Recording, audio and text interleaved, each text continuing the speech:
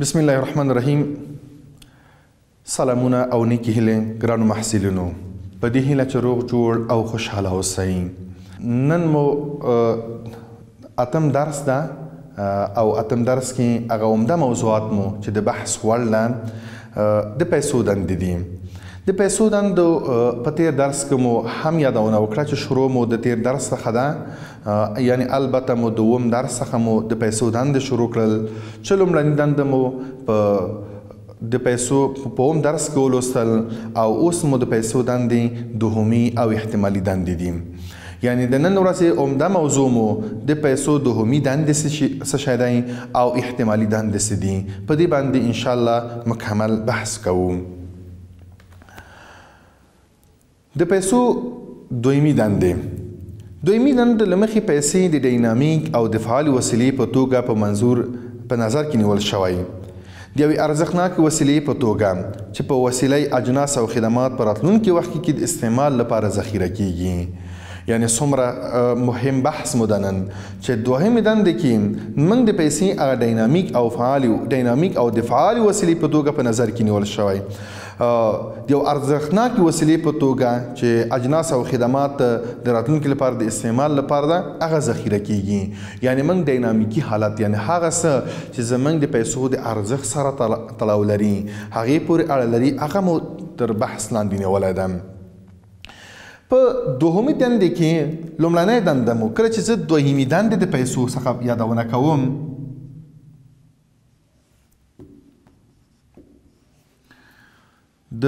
د پیسو د دندې له جملو څخه دندې دي. د دوهمي دندې کې په لومړي قدم کې درته وایو چې د ارزښت ذخیره کېدل، یعنی کله چې زه پیسې څخه یادونه کوم نو پیسې په دې معنی سره چې دا دوهمي دندې ترسره کړي د ارزښت ذخیره کېدلو وړ وي. ارزښت ذخیره کېدل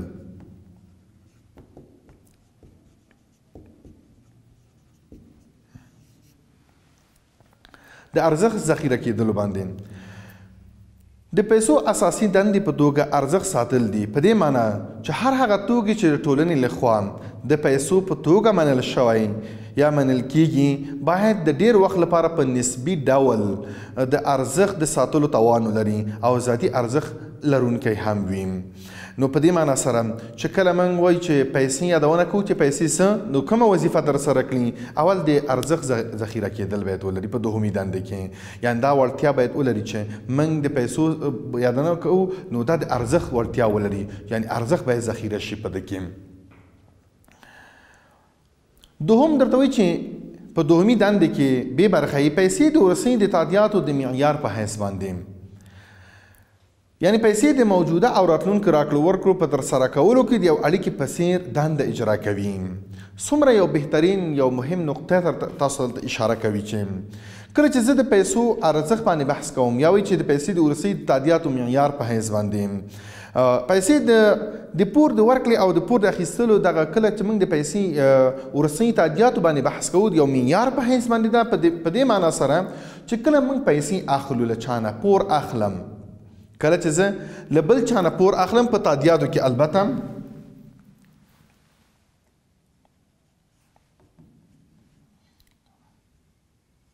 پیسې د وروستۍ تادیاتو معیار په حیث ده. کله چې دې نه بحث کوم په دې ځای کې یعنی کله چې زه پور اخلم له چا نه، زه پور اخلم او پور ورکوو، موږ چاته پور ورکول، پور اخیستل او ورکول چې دا راتلونکي کې موږ وایو چې کله پیسې پر د موجوده او راتلونکي راکړو ورکړو په ترسره کولو کې د یوې اړیکې په څېر دنده اجرا کوي. نو دا په دې معنی سره ده چې کله موږ پور اخلو او یا پور ورکوو چاته، دغه خطر له منځه وړي، دا خطر کموي پیسې. یعنی په دې معنی سره ما څومره پیسې اخیستې دي، زه چې موږ 10,000 افغانۍ مو اخیستل له چا نه، نو په راتلونکي کې دا پیسې بیرته ورکول همدغه 10,000 افغانۍ ورکول کیږي. همدا 10,000 افغانۍ چې څومره مو اخیسته ده نو وایي چې د پیسې د ورسۍ د تعطیاتو معیار په حیث باندې ده نن مو 10,000 واخیستل همدغه پیسې په آینده کې چې زه کله د خلکو پور ورکوم بیرته 10,000 یا ماته چې څوک له مانه څوک پور اخلي یا بیرته چې ماته پیسې راکړي نو همدغه د پیسې د ورسۍ تعطیاتو معیار په حیث باندې دا دنده خپل ترسره کوي. دریم درته وایي چې د پیسو انتقال ده د ارزښت انتقال پیسې دغه دنده باید ولري چې ارزښت څنګه انتقالیږي د پیسو د ارزښت د انتقال په توګه هم کارول کیږي یعنی کله چې زه دویمي دندې ته ورځم په دې برخه کې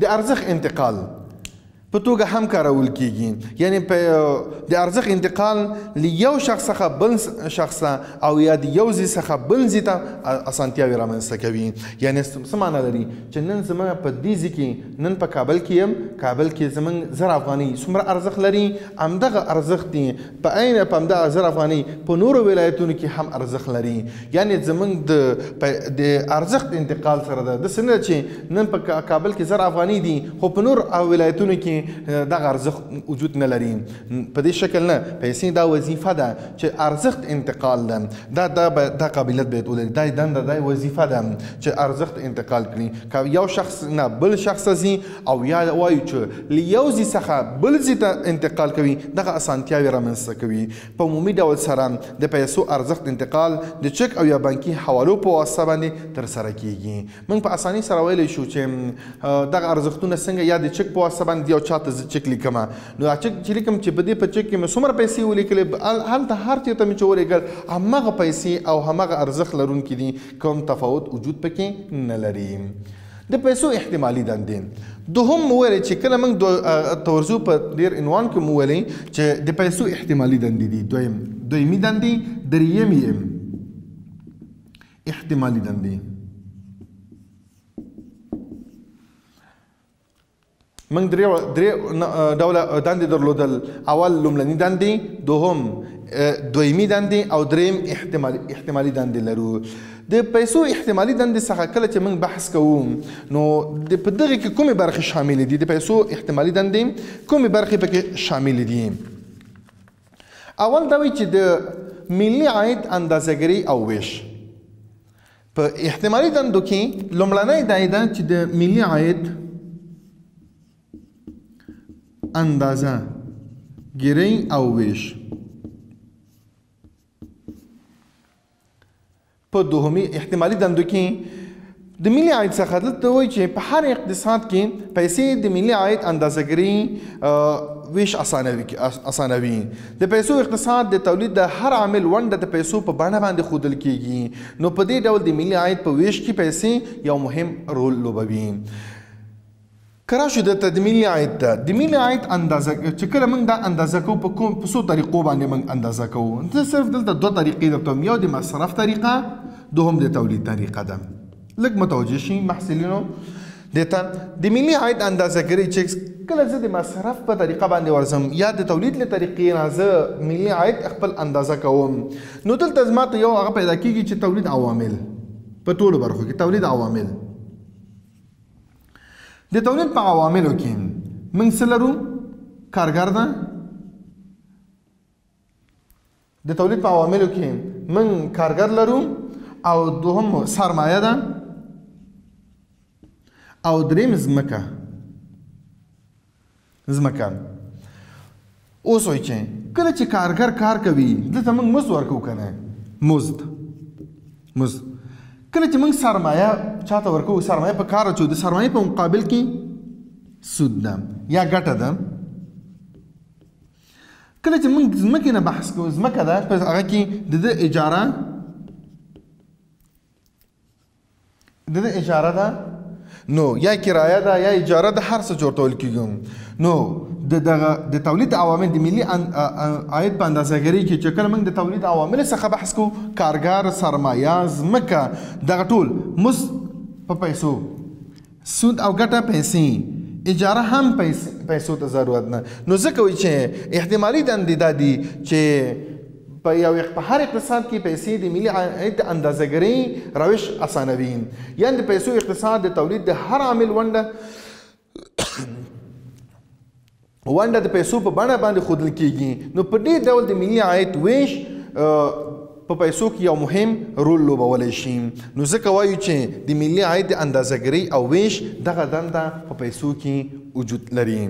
دوهم دنده په احتمالي کې دومه برخه د اضافي افادو مساوي کول. څه مفهوم لري؟ افاده یو تسکین حالت ده چې یعنې موږ تسکین حاصل کړو، رضایتمندي حاصل شي. د پیسې تولیدونکي او مصرف کوونکي دواړه سره د ودې د تسکین په اعظمي کولو کې سره مرسته کوي. د مثال په ډول کله چې موږ تولیدونکی وایو د تولید عوامل په داسې بیه اخلي چې هر عامل باید د هغې اضافي افادې سره باید مساوي وي. له بل طرفه کله چې یو مصرف کوونکي څخه بحث کوم، د مصرف کوونکي تولیدات په داسې بیه اخلي چې هر تولید باید د هغې اضافي افادې سره باید څه وي؟ برابر وي. نو په دې ډول پیسې د اضافي افادو په مساوي کولو کې یو مهم رول لوبوي، ځکه د ټولو تولیداتو باید د پیسو په بڼه څرګندېږي. مفهوم یې څه شی ده؟ دلته لږ یو تاسو ته یو مفهوم واضح کوم محصلینو. مثلا کله چې موږ اجناس اخلو، فرض کړم کله چې زه د اجناس څخه بحث کوم ورته څو نوع اجناس ده، A ده، B ده، C ده، D ده، یا په نور شکلو باندې دغه هغه په څه معنی قیمت د هر جنس. کله چې زه قیمت اخلم، قیمت د هر جنس اخلم ورته چې د A جنس په 100 افغانۍ، دا په 120 افغانیو باندې، او دا بل 150 افغانیو باندې، او دا بل په 100 افغانۍ باندې یو جنس قیمت ده چې موږ ورکړه. یا ورته وایي چې یو سل لږ فرق یې باید وشي 200 ورته وایم 100 لږ فرق پیدا کوو. موږ اوس په دغې حالاتو کې موږ اضافي افاده څنګه پیدا کوو؟ اضافه دلته خو افاده مو صفر ده، له دې نه دې طرف هغه ته څومره ده؟ 20 ده، دې نه څومره؟ 13 ده، له دې دواړو ترمنځ توپیر څومره ده؟ نو 20 دا ده او هغه هلته دومره 50 هلته دي، نو 70 ده. یعنې دا په دې معنی چې اضافي افاده پیسو کې دا موږ ته معلوم کړي چې څومره اضافي افاده وجود لري. افاده په مفهوم باندې انشاءالله ټول پوهیږو، یعنې تسکین حاصلول دي. په دغه شکل باندې موږ د پیسو دغه وظیفه ده چې په دې شکل باندې موږ ته د اضافي افادې مساوي کول راښيي. دریم د کریډټ یا اعتباري سیستم اساس ده.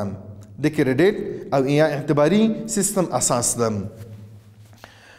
د ټولو راکړو ورکړو دا څومره په نن ورځ کې چې راکړه ورکړه کېږي تقریبا 50% څخه زیات د پور په ډول ده. موږ په ټول معاملاتو کې اقتصادي معاملاتو کې څومره موږ بحث کوو دا تقریبا د 50% د پور په ډول ده. نو ځکه پیسې د کریډټ نظام د اساس په بڼه دنده ترسره کوي. نو ځکه چې ټول پیسې د کریډټ یو نظام اساس هغه اساسي دنده ترسره کوي، یعنې پیسې همدغه د پیسو په واسطه موږ کولی شو چې موږ چاته قرض ورکړو، چا نه قرض واخلو، هغه معلومې دي د ټولو لپاره د منلو وړ ده. د همدې پر اساس باندې دوی کولی شي چې خپل معاملات ګړندی کړي، خپل اقتصادي فعالیتونه ترسره کړي. نو ځکه چې د کریډټ سیستم اساس ده د پیسو په احتمالي دندو کې دریم یې د کریډټ یا اعتباري سیستم اساس ګڼل شوی ده. څلورم درته وایي چې په احتمالي دندو کې څلورمه برخه د سپما رول په پانګونې باندې ده. د سپما رول په پانګونې باندې څه مفهوم لري دلته؟ کله چې موږ عاید لاسته راوړو، یعنې څومره چې عاید له لاسته راوړم عاید خو ټول نه مصرفېږي، یعنې په دې معنا سره چې د عاید یوه برخه څومره چې عاید لاسته موږ راوړو د عاید یوه برخه مصرفېږي، یوه برخه یې موږ سپما کوو چې وایي په عاید ده سی مصرف مو ده او اسمو سپما ده، سپما ښودونکی ده.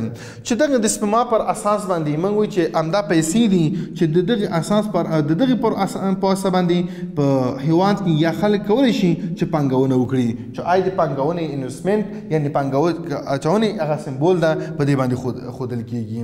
نو ځکه وایي چې نو په دې اساس د پیسې د سپما رول پانګونې کې یو اساسي او مهم رول ده. نو کله چې موږ چې د پیسو دندې څخه بحث کوم نو دنده یې همدا ده په احتمالي دندو کې د سپما رول پانګونې باندې یو اساسي او مهم رول ده چې موږ څومره عاید لاسته راوړو عاید یو برخه مصرفیږي یو برخه یې پس انداز کیږي چې د همدغه پس انداز پر اساس باندې بیا موږ کولی شو چې پانګونه وکړو په هیواد کې. که چېرته دا بیا نه وي ځکه چې پانګونه تابع د سپما ده چې څومره سپما زیاته وي په هیواد کې په همغه اندازه باندې پانګه اچونه زیاتیږي او که چېرته بیا دا سپما کمه وي په هیواد کې موږ سپما نه لرو نو په همغه اندازه باندې زموږ د پانګه اچونې هغه مقدار په هیواد کې راکمیږي. نو په خلاصه ډول سره ویلی شو چې د پیسو دندې څه دي. موږ نن د پیسو له دندې څخه مو دوه برخې یادې کړې. اول دوهمي دندې او دوهم احتمالي دندې. دوهمي دندې څه ته ویل کېږي په دې کې کومې برخې شاملې وي. مو وویل چې د ارزښت ذخیره کېدل چې دا توانایي پیسو کې باید وجود ولري چې ارزښت موږ ته هغه ارزښت ذخیره کړي. دوم د پیسې د وروستي تادیاتو د معیاري په حیث باندې معیار په حیث باندې ده. مثلا موږ چې وروستي تادیات څنګه کوو یو معیار وټاکل شي چې پور څنګه اخلم څنګه ورکوم په کوم مقدار اخلم په کوم مقدار ورکوم یعنې دا هماغه پیسې دي همدا پور دا چې موږ ته د قرض زمینه برابروي او موږ پیسې اخلو او خلکو ته ورکوو. دریم مو وویل چې د ارزښت انتقال ده د یو ځای نه بل ځای ته د یوې ساحې نه بلې ساحې ته د یو شخص نه بل شخص ته زه پیسې لیږم هغه د خپل ارزښت د انتقال په صورت کې ساتلی شي. احتمالي دندې مو بحث وکړل. د احتمالي دندې کې اول تر ټولو مهمه خبره مو د ملي عاید د اندازهګرۍ څخه یادونه وکړه. ملي عاید کې مو د ملي عاید د سنجولو لپاره مو مصرف وویلې او د هغه تولیدات مو بحث وکړل. یعنې د مصرف په طریقه باندې موږ عاید سنجولی شو او د تولید پر اساس باندې موږ هم عاید سنجولی شو. بیا مو دلته یو اشاره وکړه چې د تولید عوامل کارګر ده سرمایه ده ځمکه ده چې دا درې واړه یي. کارګر که ووایو په مقابل کې مزد ده. سرمایه که ووایو د هغه په مقابل کې سود یا ګټه ده. د ځمکه که یادونه کوو نو د هغه په مقابل کې اجاره ده چې دا ټولې معاملې د پیسو په اساس باندې مخکې ته ځي. د اضافي افادو مساوي کول دي چې موږ اضافي افاده څنګه د پیسو په واسطه باندې په یو مثال سره موازی ارائه مو کړه درته. د کریډټ یا اعتباري سیستم اساس ده په دې معنا سره چې موږ ته د پور د ورکړې سیستم اسانه کوي. موږ کولی شو چې د همدغه په واسطه باندې د پور په واسطه باندې موږ خپل اقتصادي فعالیتونه ګړندی کړو لا ورته وده ورکړو او پرمختګ وکړي. او آخر کې مو ویل چې د سپما رول په پانګونې باندې ده. د پیسې دا وظیفه لري چې موږ ته ښیي چې څومره مو سپما شوه ځکه د همدا سپما ده چې په هیواد کې څومره چې سپما زیاتیږي په پانګونې باندې مستقیم تاثیر لري. که ځکه زموږ کله چې عاید ښیو عواید څومره لرم زم عاید زموږ په دوه برخو باندې ویشل کېږي. یوه برخه یې مصرفیږي یوه برخه یې پس انداز ده یا سپما ورته ویل کېږي. سپما کوي چې دغه سپما بیا خپله د پانګه بیا د سپما تابع ده چې څومره اندازه په سپما زیات وي پانګه اچونه مو په هیواد کې لوړ وي چې بالاخره په نتیجه کې د اقتصادي ودې سبب ګرځي. محصلینو دا مو د نن ورځې درس تر بل ورځې الله مو مل تل خوشحاله او آباده اوسئ.